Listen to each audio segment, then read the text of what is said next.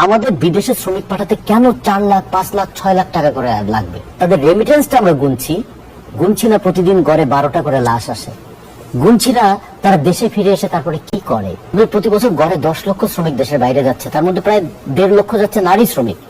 আচ্ছা, কত অমানবিক কাজের মধ্যে তারা যুক্ত থাকছেন।